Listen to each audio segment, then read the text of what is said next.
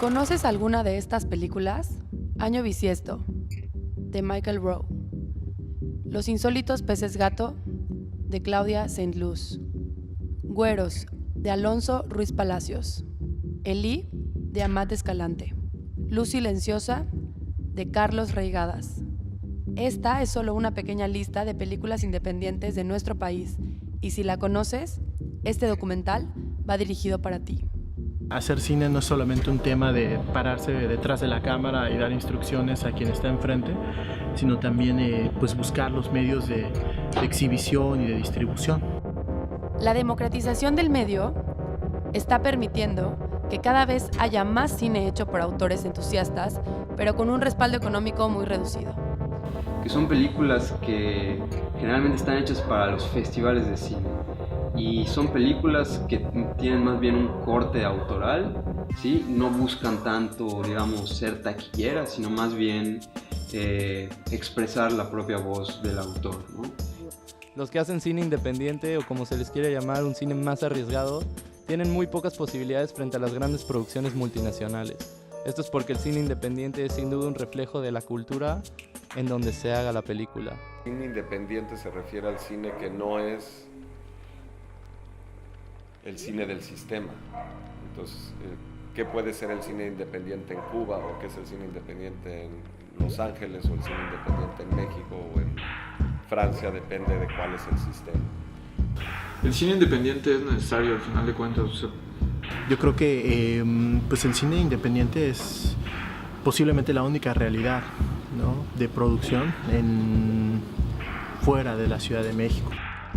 Luis Buñuel, el ejemplo número 1 de un director que rompe con todos los estereotipos, dice que desafortunadamente la cultura actual es inseparable del poder económico y militar. Una nación dominante puede imponer su cultura y brindar fama internacional a un escritor o a una película de segunda. Yo creo que si hay algo que une o que vincula a los que nos desenvolvemos en el audiovisual, pues es un profundo deseo de contar historias, ¿no?, de encontrar historias. La cultura se refiere a todo lugar y momento para la producción de sentidos, y también expresa todas las actividades del hombre. Es decir, por cultura es un concepto muy amplio, ¿no? Pero respecto a la identidad cultural, el cine yo creo que es el medio por excelencia para reproducir de la manera más fiel o más cercana a la realidad cuáles son las costumbres, cuáles son las tradiciones, cuáles son las actividades del hombre en un contexto en particular, ¿sí? ¿Por qué? Porque el cineasta, para poder acercarse a una realidad muy particular que él quiere expresar, pues bueno, se vale de un montón de medios, ¿no?, que siempre lo van a poner en contacto su sensibilidad, el lugar y el momento que él quiere retratar, ¿sí? Entonces, el cine es por excelencia, yo creo, el vehículo para expresar la identidad cultural de un lugar. La gran mayoría de los países de Europa que funcionan a través de fondos públicos, el recuperar el dinero no es necesariamente el objetivo primordial, ya que como hay dinero público es un fondo perdido, es un fondo que es la responsabilidad del Estado por mantener la cultura, por mantener los pensamientos y la ideología de la gente de su país, dejar un registro y el desarrollo natural de la cultura. Paul Leduc, un reconocido director de cine independiente, argumentó en su discurso de ganar los premios Ariel de 2016 que el cine en México sigue siendo un negocio, pero no para los cineastas mexicanos. Muchas veces el cine independiente se define por los recursos de donde proviene. Hay gente que dice que cine hecho con recursos públicos en México no debería de ser llamado cine independiente porque pues, el sistema con el que se produce en México es a través de los recursos del Estado. Los recursos del Estado en México han cambiado radicalmente. No es lo mismo lo que eran hace 20 años cuando Ripstein filmaba que lo que es ahora. Y han pasado varias batallas en las cuales Paul Leduc ha estado involucrado. Como el cine también y la cultura va de la mano de los sistemas políticos y de los momentos históricos de un país. Hay que producir así, de manera independiente.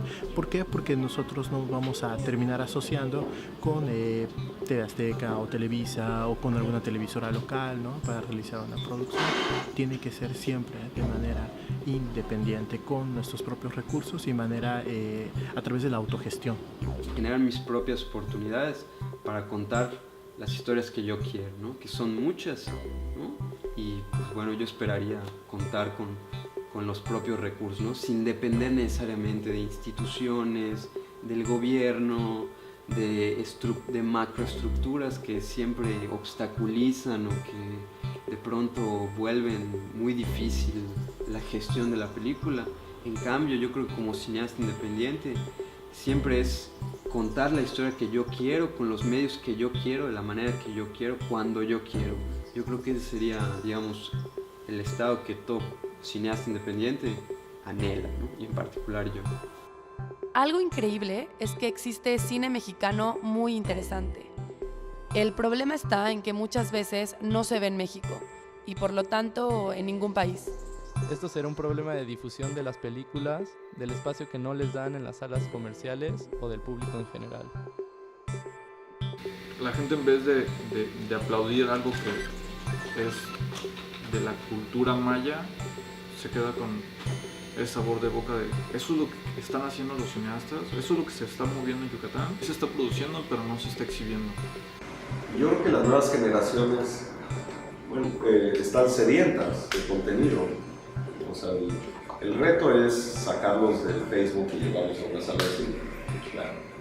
Para poder centrar público, para poder darle la vuelta a la exhibición del cine, se tiene que reinventar. No es una batalla directa con las compañías privadas o las productoras industriales o las grandes cadenas como ahora de distribución de contenido VOD como Netflix. Es poder reinventar los espacios para que se vuelvan otra vez espacios de reunión, de encuentro social.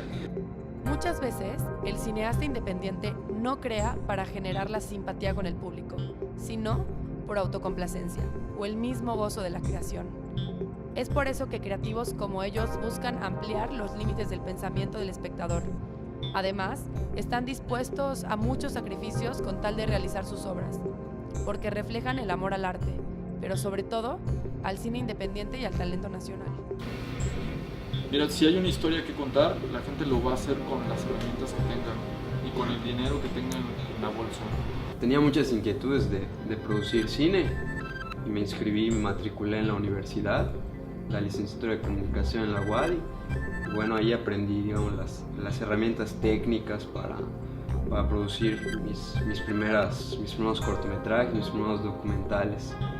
Pero bueno, mi educación, tuve que complementarla, la complementé mucho asistiendo a cineclubes. Existen espacios alternativos de cine en Mérida, como el Centro Cultural El Olimpo, Cine Viajero, incluso de universidades como el Espacio Kino Wadi y algunos que lamentablemente cerraron, como la 68 y Cairo Cinema Café. Pero, ¿realmente hay rentabilidad en estos espacios?